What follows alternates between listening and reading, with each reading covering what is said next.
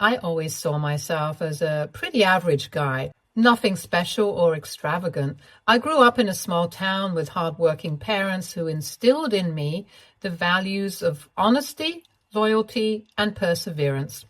I followed the typical path, graduated high school, went to a local college, and landed a stable job. It wasn't glamorous, but it paid the bills and allowed me to live comfortably. That's why I have zero idea about how to react to this unexpected situation. I'm sorry if this seems like a huge rant, but to tell you my life story, I would have to start at the very beginning. It all starts with my wife, Stella, and what she did.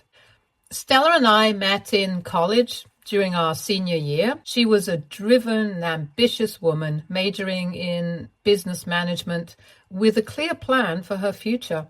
We started dating after meeting at a mutual friend's party, and it didn't take long for me to fall head over heels for her.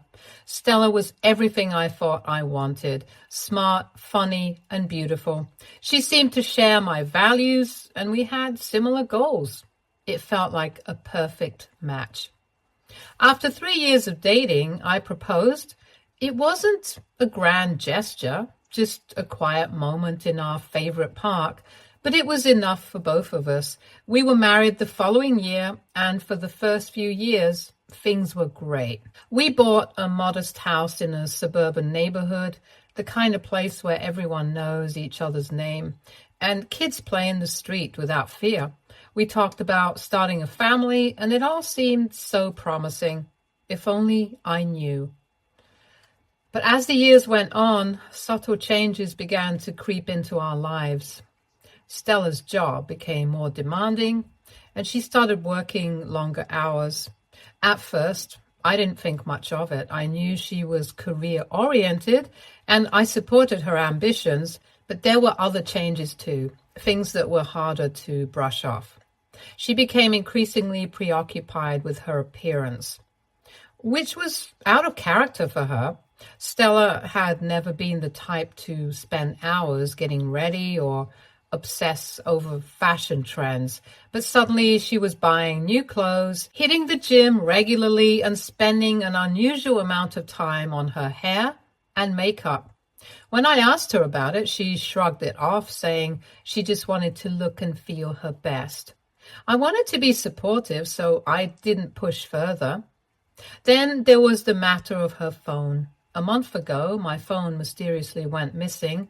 I remember the day clearly. We were out grocery shopping, and I realized I didn't have my phone with me.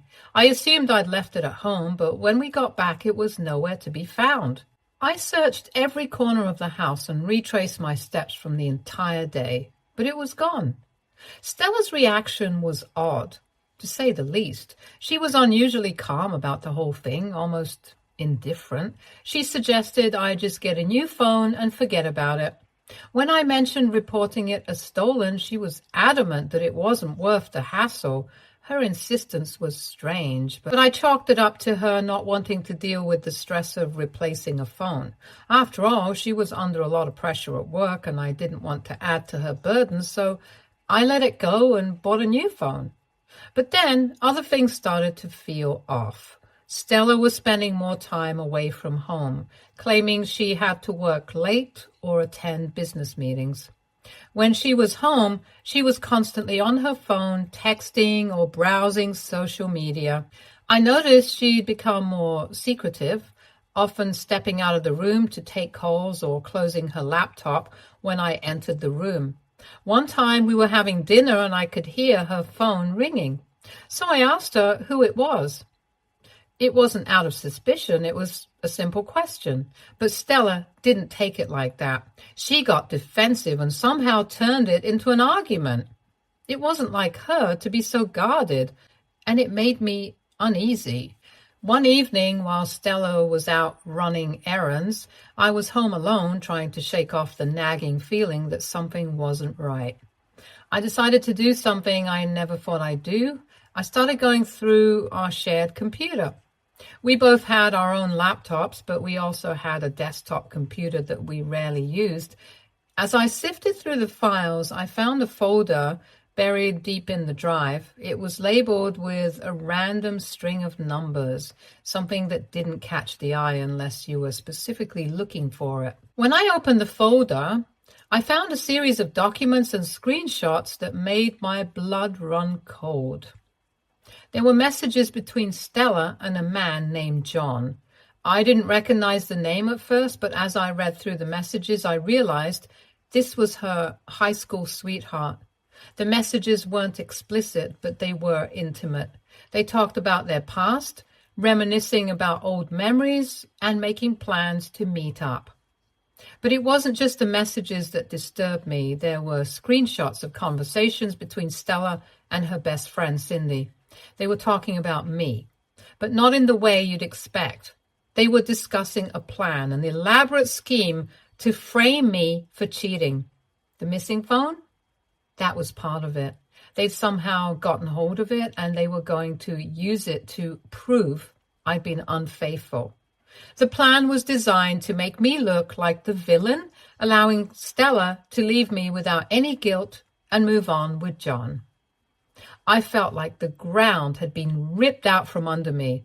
My wife, the woman I'd devoted my life to, was plotting to destroy me. And for what? To rekindle a flame with a man from her past? It didn't make sense, but there it was, laid out in black and white. Over the next few days, I tried to act normal, all while secretly gathering as much information as I could. I documented everything, took screenshots, copied files, and even started recording conversations. I knew I needed to protect myself because Stella wasn't going to play fair. Then things escalated. I overheard a conversation between Stella and her mother one evening when she thought I was out of the house. They were talking in hushed tones, but I caught enough to piece together the full extent of their plan. Stella's mother was in on it too. She was coaching Stella on how to manipulate the situation and how to make it look like I was the one at fault.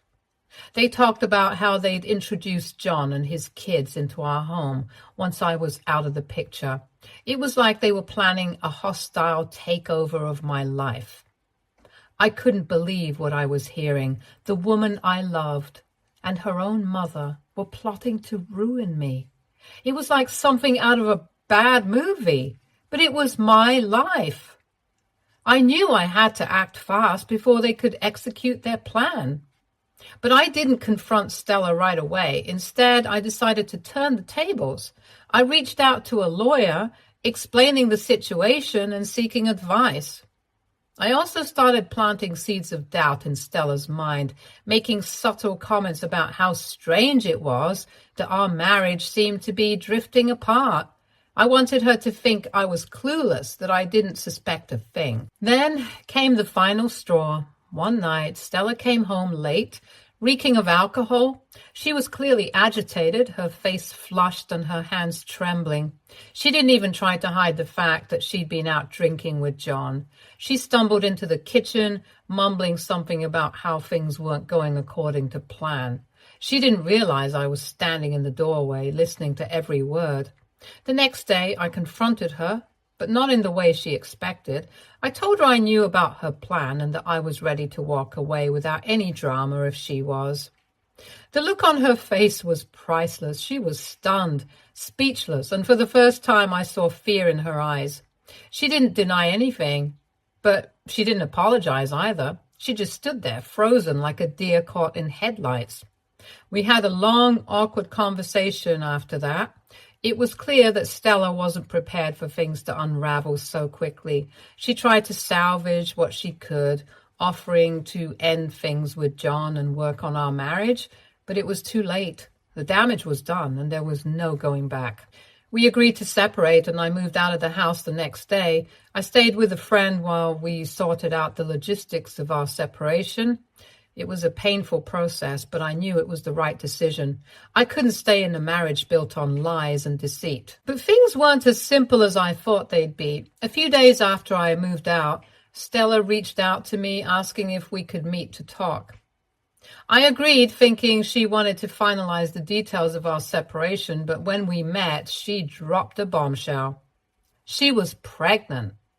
At first, I didn't believe her. I thought it was another ploy to keep me in her web, another manipulative tactic to control me.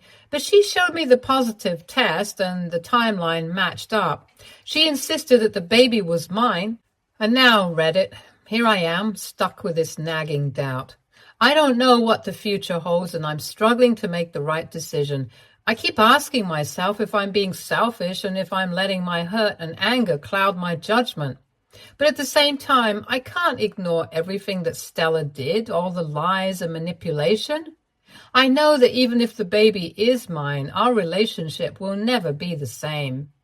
So, Reddit, AITA for confronting my wife about her plan and thinking about walking away without trying to save our marriage? Would it have been worth fighting for, or was I right to cut my losses and move on? Update 1. Hi, everyone. First, I want to thank you all for your support and advice since my last post. I've been trying to process everything that's happened, but it's been tough. Stella has been relentless in her attempts to contact me, making it impossible for me to think clearly. I moved out and checked into a hotel, hoping to get some space, but she hasn't respected that at all. She's been calling nonstop, leaving voicemails, and even showing up at my work unannounced. It's like she's in full panic mode, desperate to reel me back in before I can slip away completely. I told Stella I needed time to think and process everything before making any decisions. But it seemed like she was in full panic mode. She's even enlisted her mother to call me, pleading with me to come back home and fix things. It's overwhelming. I feel like I'm being pulled in a million different directions. The decision to request a paternity test weighed heavily on me, but I knew it was something I had to do before I could move forward. When I finally told Stella, she was devastated. She cried, pleaded, and accused me of not trusting her, but I stood firm. I can't make any commitments until I know the truth. The wait for the test results has been excruciating, and I'm stuck in this horrible limbo, not knowing what my future holds. Then, just when I thought things couldn't get worse, I received a call from John, Stella's high school sweetheart, and the guy she's been seeing behind my back. His tone was hostile right from the start. He accused me of trying to ruin Stella's life, claiming that I was the one who pushed her to reconnect with him because I wasn't man enough to keep her happy. He said that Stella deserved to be with someone who truly cared for her and who wouldn't question her loyalty. The conversation quickly escalated into a thinly veiled threat. John told me that if I didn't drop the paternity test and come back to Stella, he'd make sure I'd regret it. His words sent a chill down my spine. I didn't know what he was capable of, but the way he spoke made it clear that he was serious. He warned me that Stella was fragile, and that if anything happened to her because of the stress I was putting her under, I'd have blood on my hands. It was pure manipulation, trying to guilt me into returning to Stella and dropping everything. But his threats only strengthened my resolve. I couldn't be bullied into making a decision that I knew wasn't right for me, or for the potential child. After that call, I felt even more paranoid. I started to wonder just how deep this whole situation went. Was John working with Stella and her mother to manipulate me? How far were they willing to go to get what they wanted? The more I thought about it, the more I realized I couldn't trust any of them. I needed to stay focused on the truth, and the only way to do that was to wait for the paternity test results. The next day, I got a call from the clinic where the paternity test was being processed. They told me the results would be ready sooner than expected, which was both a relief and a new source of anxiety. I didn't know what to hope for. Part of me wanted the child to be mine, but another part feared what that would mean for my future. If the baby was mine, I'd be tied to Stella forever, and I wasn't sure I could handle that after everything that had happened. While waiting for the results, I started going over everything that had happened in the past few months, trying to piece together the truth. I thought about the way Stella had become more distant, the strange phone calls she'd take in the other room, and the odd excuses for why she had to stay late at work. At the time, I didn't think much of it. Everyone has periods of stress or busyness, but now it all seems so clear. She'd been planning this for a long time, and I was just too blind to see it. I also began to notice small things that didn't add up. For example, Stella's sudden interest in our finances. She'd never been particularly involved in managing our money, but over the past few months, she started asking more questions about our savings, investments, and insurance policies. At first, I thought she was just trying to be more responsible, but now I'm starting to wonder if there was a more sinister motive behind it. I'm also starting to question the role Stella's mother has played in all of this.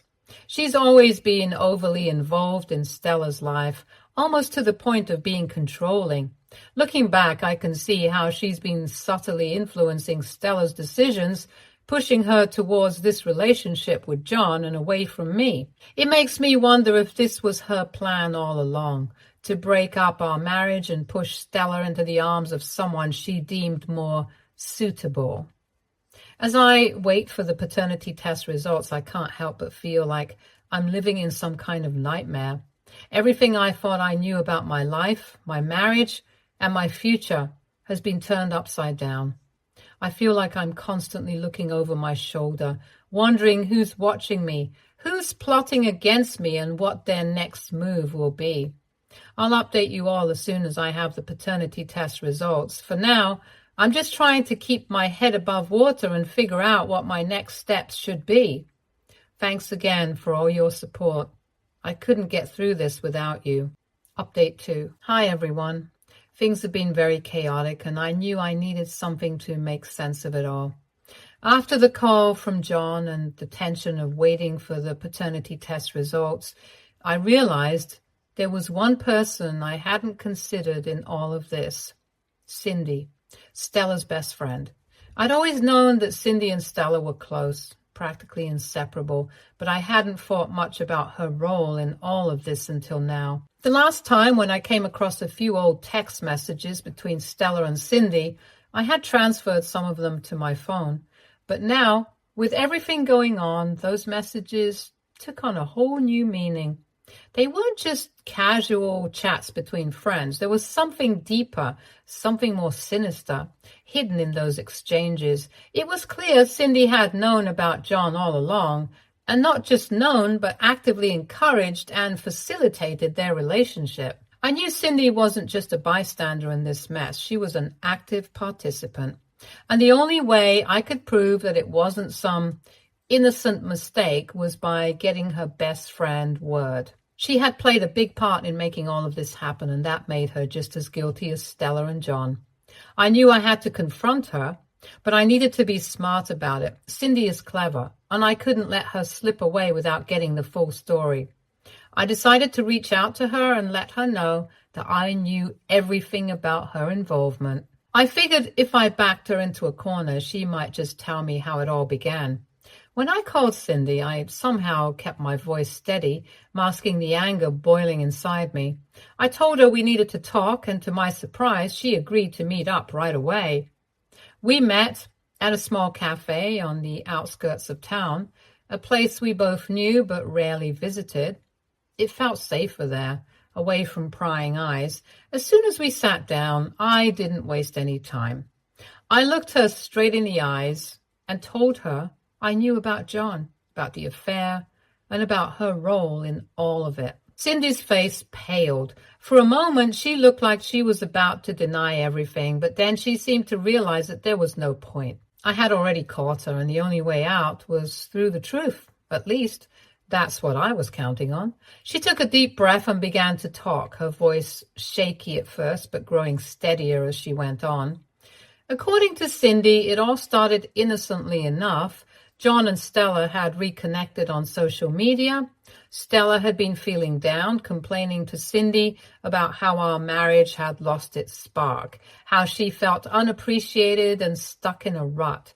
Cindy, instead of encouraging Stella to work on our marriage, suggested that she reach out to old friends, specifically John, who had recently gone through a messy divorce himself.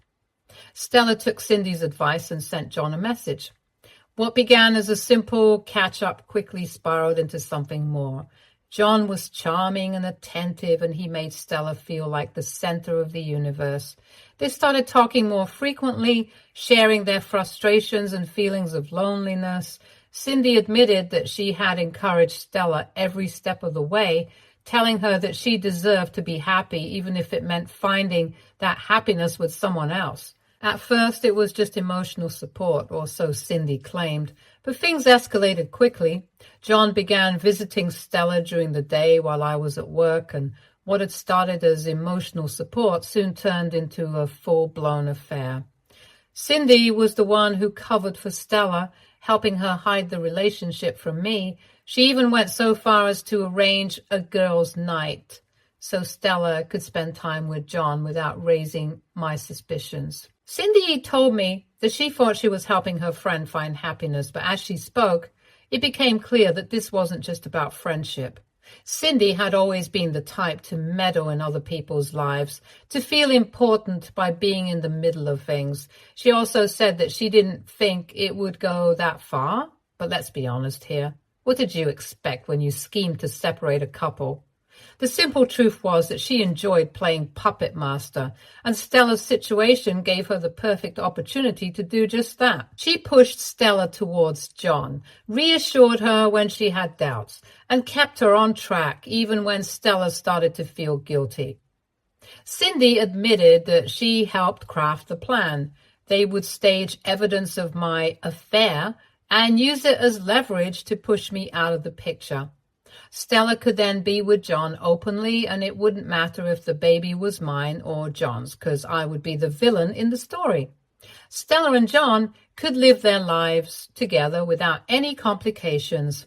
Cindy's role was to keep Stella calm, to help her stick to the story, and to make sure everything went according to plan.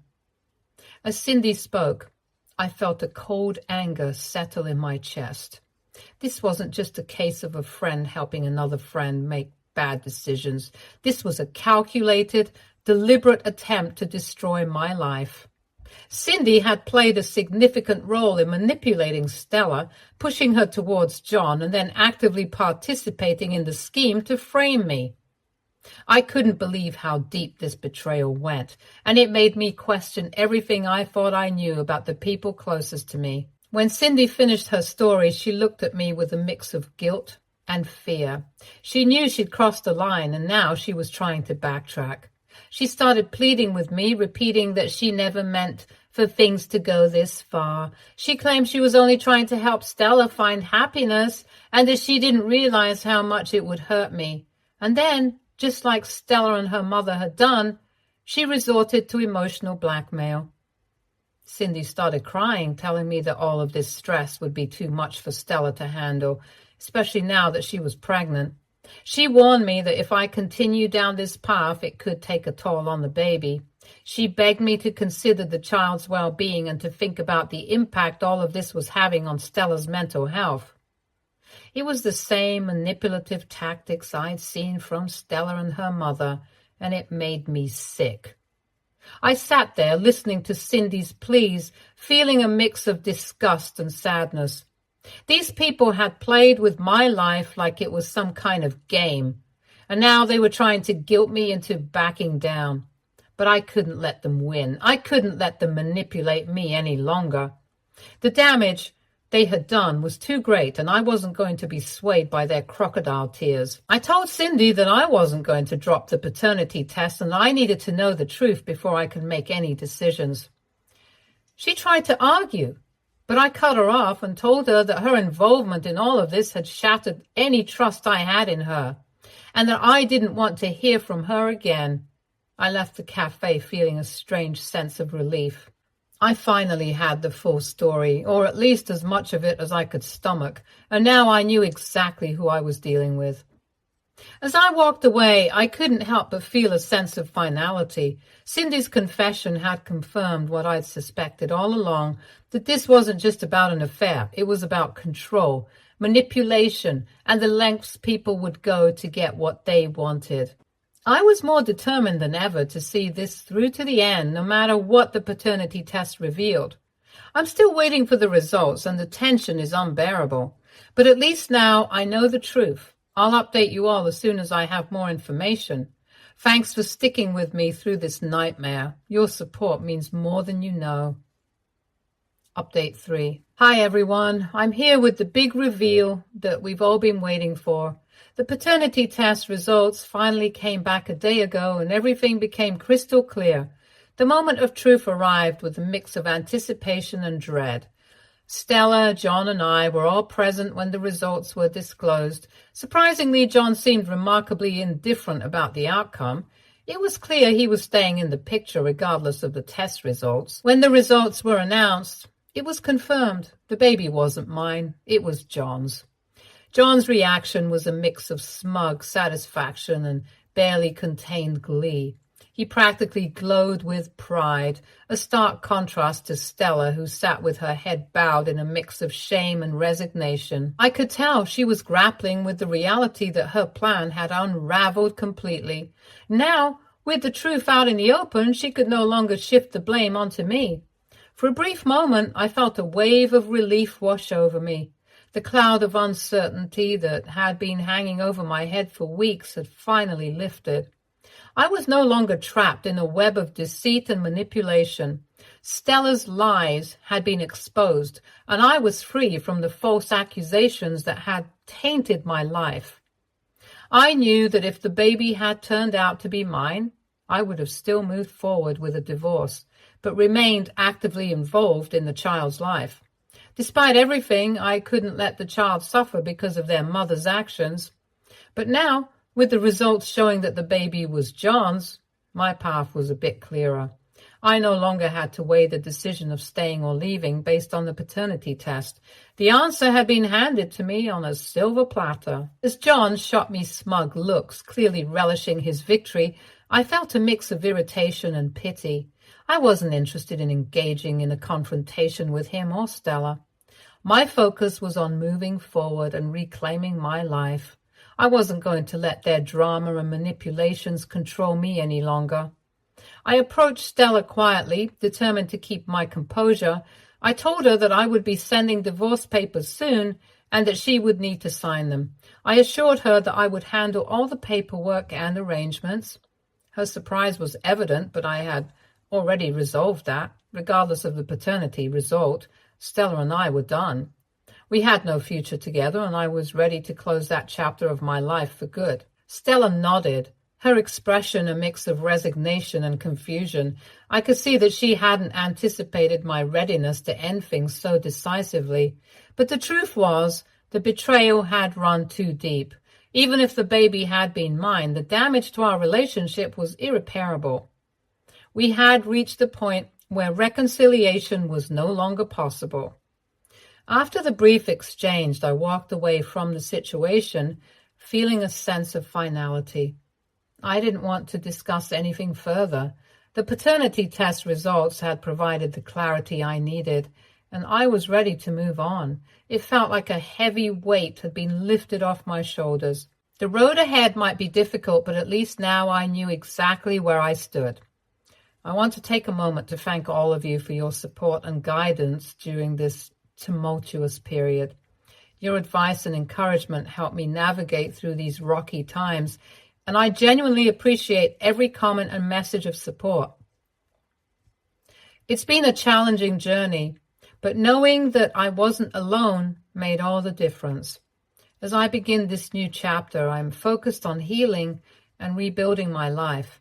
I have got a job offer in another city, and I think this is the best time to take it. I'm optimistic about the future and ready to embrace whatever comes next. Thank you again, Reddit, for being a crucial part of my support system through this ordeal. I couldn't have gotten through it without you. Stay tuned for more stories from our girl relationships.